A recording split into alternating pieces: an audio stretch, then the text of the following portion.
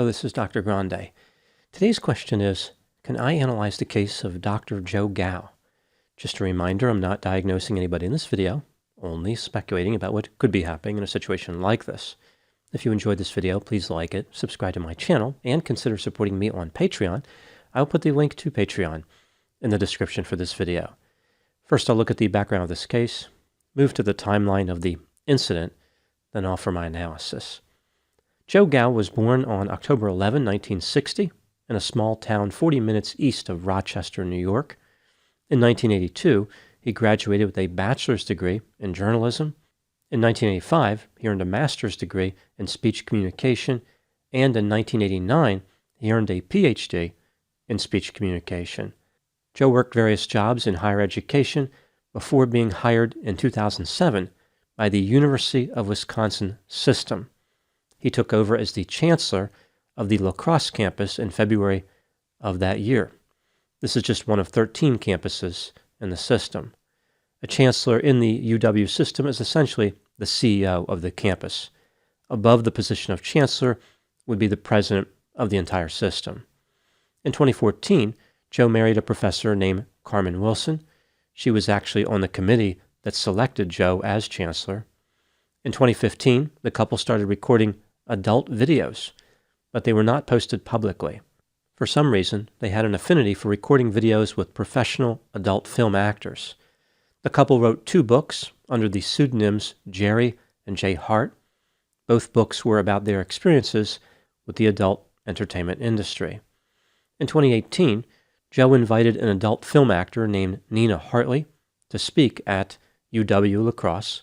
He used $5,000 of university money to pay her. He was reprimanded and denied a raise for the year. Joe claimed he was exercising free speech policies, but he reimbursed the university for the $5,000 fee. Sometime around September 2023, Joe announced that he was going to leave his position as Chancellor after completing one more academic year. After that, his intent was to function as a regular professor. So I guess he would be teaching classes and conducting research. On October 30, 2023, Joe and Carmen started posting adult videos on websites like OnlyFans. They referred to themselves as the sexy, happy couple. They do seem to be happy, although some people are not confident there's enough evidence to support the first adjective. In addition to their adult videos, the couple started posting cooking videos on a YouTube channel titled Sexy, Healthy Cooking. The channel description reads, quote, "A plant-powered couple makes delicious vegan food with top adult stars, great conversation, and more," unquote. At the time making this video, the couple's channel only contains a few videos. For the most part, the videos feature the couple and various adult film actors attempting to cook vegan meals as they talk about their experiences in the adult entertainment industry. It's clear that both Joe and Carmen have an extremely high interest in sex. What's not clear is the point of the channel. I guess it was designed for viewers who want to lose both their appetite and their sex drive simultaneously. Now moving to the timeline of the incident. On December 27, 2023, the University of Wisconsin Board of Regents had a meeting and voted unanimously to fire 63-year-old Joe Gao, presumably due to his online publication of adult videos. The university system president, Jay Rothman, released a statement which read, quote, "Upon my recommendation, the UW Board of Regents today terminated Dr. Joe Gao from his position as Chancellor of UW La Crosse, effective immediately. In recent days, we learned of specific conduct by Dr. Gao that has subjected the university to significant reputational harm. His actions were abhorrent," unquote. He went on to suggest that Joe's status as a tenured professor is going to be reviewed, which makes it sound like Joe may be fired from the university system altogether. So, more than just losing the job as Chancellor, he might not be a professor anymore. The president told the media that Joe failed to act as a role model and mistakenly believed that the First Amendment equates to a free pass to say anything or do anything that he pleases.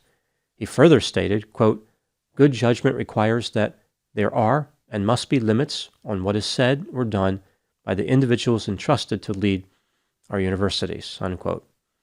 The university system regent president, Karen Walsh, also had harsh words for Joe. She stated, quote, "Unfortunately, Dr. Joe Gao has shown a reckless disregard for the role he was entrusted with UW-La Crosse to serve students, faculty and staff, and the campus community. The outrage over his behavior is evidenced by the unanimous vote by the UW Board of Regents to terminate him as Chancellor. We are alarmed and disgusted by his actions, which were wholly and undeniably inconsistent with his role as Chancellor." Unquote. After his termination, Joe defended himself. He stated that he never mentioned UW-La Crosse or his job at the university in any of his videos. He claimed that his termination violated his right of freedom of speech. Joe said, quote, "My wife and I live in a country where we have a First Amendment. We're dealing with consensual adult sexuality. The regents are overreacting. They're certainly not adhering to their own commitment to free speech or the First Amendment." Unquote. He also complained that he was denied due process. He was never given an opportunity to argue his case in front of the board. Now moving to my analysis. Here are my thoughts on a few areas that stood out to me in this case. Item number 1. The First Amendment argument that Joe is making is going to be difficult to win. His right to free speech has actually been protected. The government did not put him in jail for his videos. Being immune to consequences from employers is a different level of freedom of speech, one where Joe is not going to get much support from the law. Joe has just about no chance of prevailing if he files a lawsuit against the university based on freedom of speech. In 2004, the U.S. Supreme Court decided a case involving a police officer who had been featured in an adult video, which he sold. The court found that public employees have a right to speak on matters of public concern, but adult films are not matters of public concern.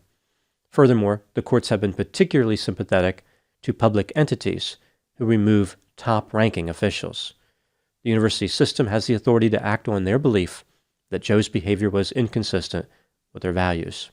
There's also the possibility that Joe's employment contract has a morality clause.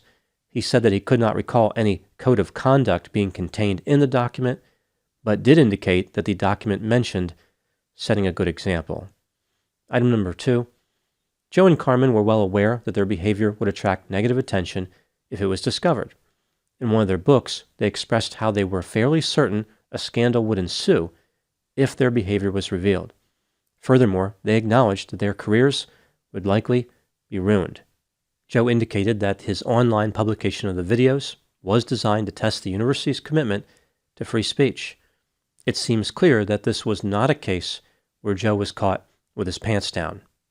Well, I suppose in one sense it was, but as far as him being surprised, Joe was not taken off guard. He went into this knowing that he was going to be in trouble with the university. In the past few years, many other professionals have lost their jobs after they were discovered publishing content on places like OnlyFans. Any reasonable person would have known what the consequences would be.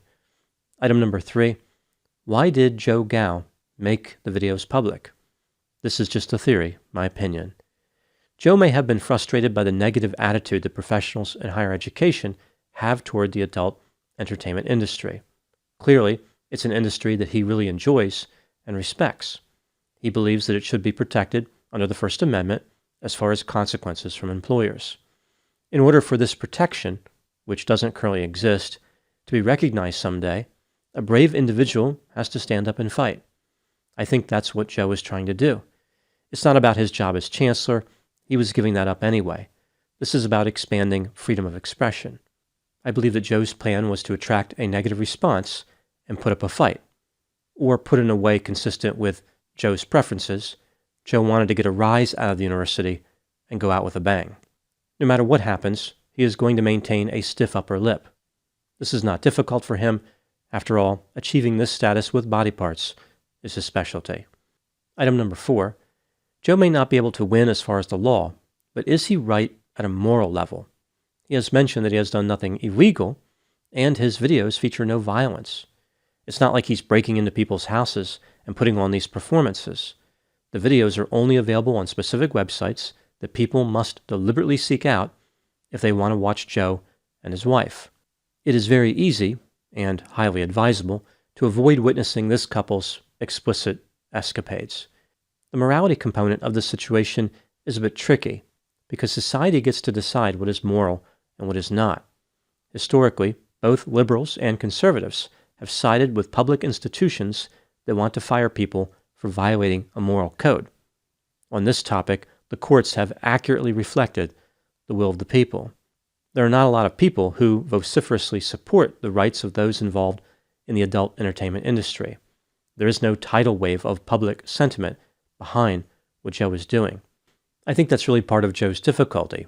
It's not like he's tapped into some deeper pain that many people are feeling.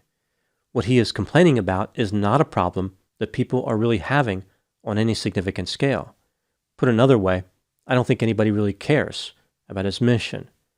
The University of Wisconsin system used strong language when describing Joe's behavior, again calling it abhorrent and disgusting, as well as claiming that they were the victims of significant reputational harm. These claims are really based on moral arguments and are a matter of opinion.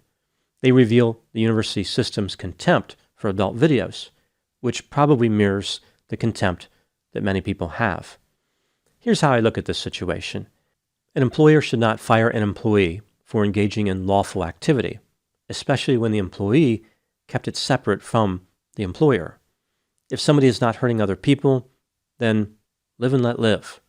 This tendency for employers to enforce moral beliefs is a bridge too far. Higher education is an environment which is supposed to facilitate difficult discussions about sensitive topics. Adult videos are extremely popular, whether universities like it or not. These videos are a large part of many people's lives. Calling the production of these videos abhorrent and disgusting is not a productive way to facilitate a conversation and increase understanding of the topic. It terminates the discussion and promotes the idea that people should be ashamed. Now moving to my final thoughts. The case of Dr. Joe Gao can be summarized in this way. Venturing into vivid vices, a vibrant professor voyaged into the verboten vortex of video ventures.